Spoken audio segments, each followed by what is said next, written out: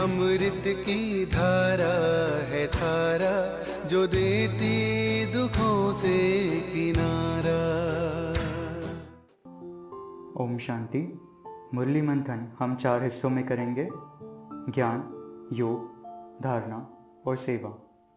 ज्ञान मंथन आसान करने के लिए उसे और 7 हिस्सों में बांटा गया है।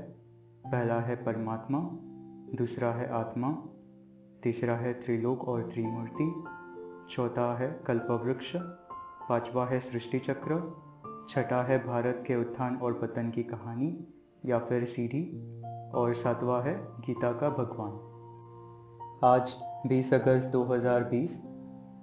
आज की मुरली में बाबा ज्ञान में परमात्मा, आत्मा, सीढ़ी या फिर भारत के उत्थान और पतन की कहानी और गीता और गीता के भगवान, इन विषयों पर समझाते हैं। आज के महावाक्य है: मीठे बच्चे, अपनी सेफ्टी के लिए विकारों रूपी माया के चंबे से सदा बचकर रहना है। देह अभिमान में कभी नहीं आना है।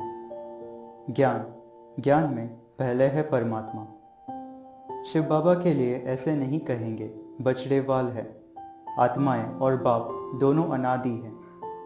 एक बाबा ही आकर सारे विश्व के दुख दूर करते हैं। सिवाय एक बाप के और कोई से वर्षा मिल नहीं सकता। दूसरा है आत्मा। आत्माएं अनादि हैं।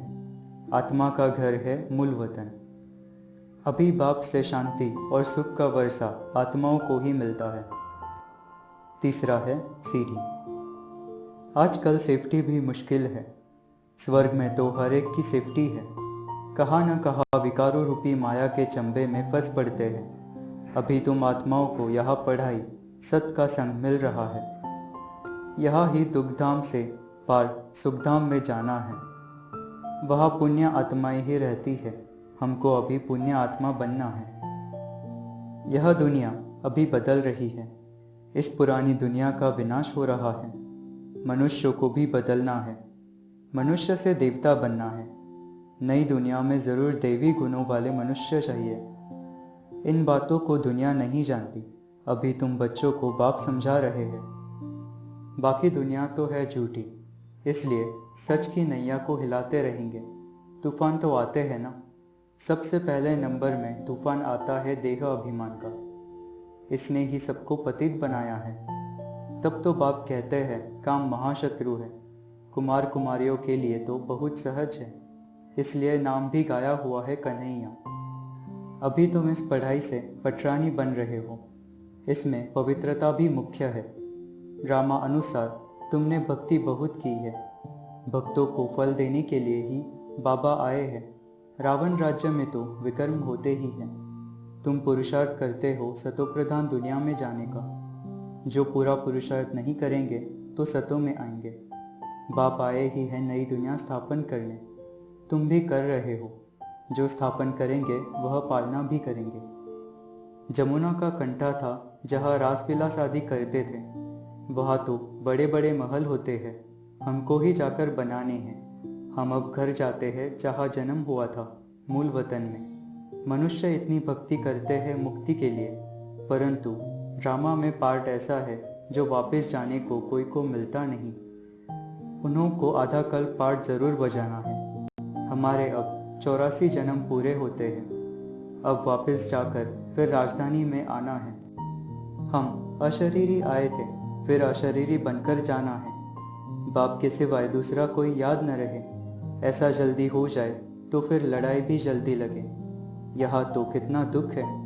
भले इस समय पैसे कौड़ी है, परंतु यह तो कुछ है नहीं, कौड़िया है। यह सब अल्पकाल सुख के लिए है। भल दान पुण्य करते हैं, परंतु एक जन्म की बात है। राजा बनते हैं, परंतु एवर हेल्दी तो नहीं है। अविनाशी सुख नहीं है। यहाँ तो जन्म जन्मांतर के लिए साहूकार बनते हैं। सब दुख दूर हो जाते हैं। योग मुख्य बात है याद की यात्रा, जिससे ही पूरा पुण्य आत्मा बनना है। घर को और राजधानी को याद करना है। शिव बाबा को याद करते रहने से पापों का बोझा खत्म होता जाएगा। दुख सब दूर हो जाएंगे। धारणा। पहला, कोई गफलत नहीं करनी है। श्रीमत पर चलना है। उसमें भी मुख्य बात है, एक तो याद की यात्रा में रहो, दूसरा काम महाशत्रु पर जीत पानी है।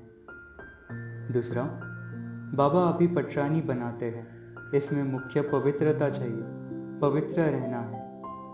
तीसरा, याद का चार्ट लिखना है, याद करना है, चेक करना है, मैं कहाँ तक पद पा सकूंगा, कहाँ तक खुशी है।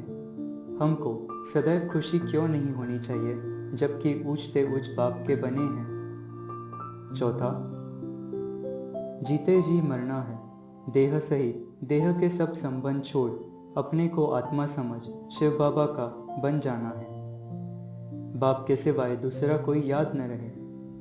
पांचवा, यह आंतरिक खुशी रहनी चाहिए कि हमको बागवान पतित पावन का हाथ मिला है। सेवा, पहला, कोई नए आए तो पहले हद और बेहद के बाप का परिचय देना है। दूसरा, अभी आपस में मिलकर राय करनी है कि सर्विस की वृद्धि कैसे हो, विहंग मार्ग की सर्विस कैसे हो। तीसरा, कोने कोने में जाकर संदेश सुनाना है। चौथा, बाबा समझाने की युक्तियाँ बतलाते हैं, कहते हैं तुम समझाते हो कि हम असल में देवी देवता धर्म के थे, अब हिंदू धर्म के बन गए हैं। तुम्हारे पास बहुत करके हिंदू धर्म वाले ही आएंगे, उनमें भी जो शिव के देवताओं के पुजारी होंगे वह आएंगे, उन्हों का भी कल्याण करना है। बोलो कि बाप हमको राजयोग सिखा रहे हैं, भगवान दुख हरता सुख करता है तो ज़रूर दुख में आते हैं, तब तो गाते हैं। कोई को यह संशय आए तो समझाना चाहिए, यह तो पढ़ाई है, विनाश सामने खड़ा है। हम है संगम युगी ब्राह्मण चोटी, प्रजापिता है तो जरूर ब्राह्मण भी होने चाहिए। वरदान, अव्यभिचारी और निर्विघ्न स्थिति द्वारा फर्स्ट जन्म की प्रारब्ध प्राप्त करने वाले समीप और समान भव। पहला, जो बच्चे यहाँ बाप के गुण और संस्कारों के समीप हैं, सर्व संबंधों से बाप के साथ का व समानता का अनुभव करते हैं, वही वहाँ रॉयल कुल में फर्स्ट जन्म के संबंध में समीप आते हैं। दूसरा, फर्स्ट में वही आएंगे जो आदि से अब तक अव्यभिचारी और निर्विघ्न रहे हैं। निर्विघ्न का अर्थ यह नहीं है कि विघ्न आए ही नहीं, लेकिन विघ्न विनाशक व विघ्नों के ऊपर सदा विजयी रहे। यह दोनों बातें यदि आदि से अंत तक ठीक रहे तो फर्स्ट जन्म में साथी बनेंगे। स्लोगन, साइलेंस की पावर से नेगेटिव को पॉजिटिव में परिवर्तन करो। ओम शांति।